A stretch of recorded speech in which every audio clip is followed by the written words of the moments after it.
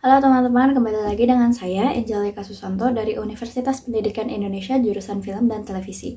Kali ini saya akan membahas cara-cara mengumpulkan data dari penelitian kualitatif dan cara menganalisis atau menginterpretasinya. Nah, sekarang kita akan membahas cara pengumpulan data penelitian kualitatif dulu ya. Secara umum, penelitian kualitatif itu memiliki 5 steps, yaitu yang pertama, untuk mengidentifikasi sumber informasi kita seperti narasumber, subjek utama, dan tempat-tempat yang perlu kita datangi untuk mendapatkan informasi. Dan yang kedua, langkah yang kedua yaitu untuk meminta perizinan kepada orang yang bersangkutan atau tempat-tempat yang ingin kita kunjungi untuk menemui orang yang akan menjadi sumber informasi kita.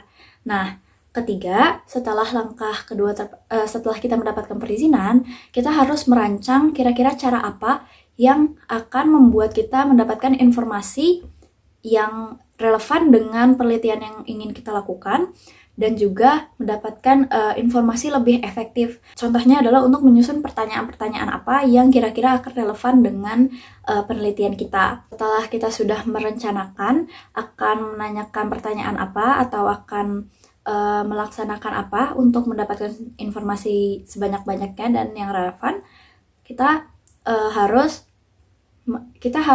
mengetahui kira-kira cara yang seperti apa yang akan lebih efektif untuk merekam informasi yang diberikan oleh sumber informasi kita. Misalnya bisa dengan direkam atau bisa dengan membuat notulensi.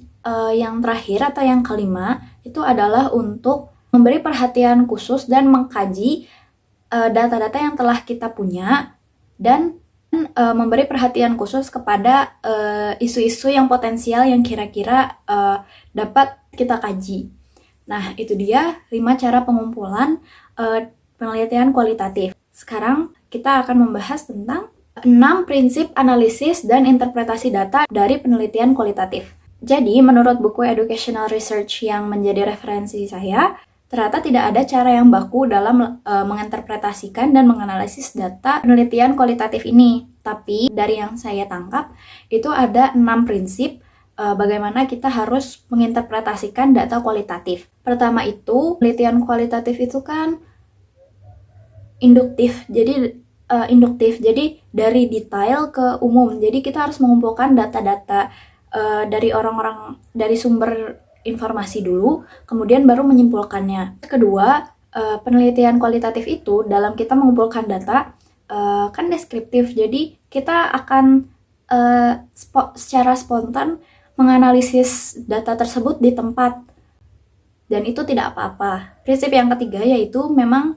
mungkin akan ada sedikit kebolongan dalam informasi atau informasi yang diberikan oleh sumber informasi kita sedikit loncat, sehingga kita harus kembali lagi dan bertanya lagi kepada subjek atau kepada sumber informan kita. Keempat yaitu saat kita sudah mendapatkan rekaman atau hasil notulensi dari informasi itu, kita harus membacanya atau memutarnya berulang-ulang sampai kita mengerti apa sebenarnya yang dibicarakan oleh sumber informasi kita dan kira-kira apa saja yang terlewat. Yang kelima yaitu penelitian kualitatif tidak memiliki indikator yang baku dalam menentukan cara analisis atau interpretasi datanya, tapi memang ada beberapa garis-garis batasan yang bisa menjadi pedoman untuk para peneliti kualitatif agar datanya tetap bisa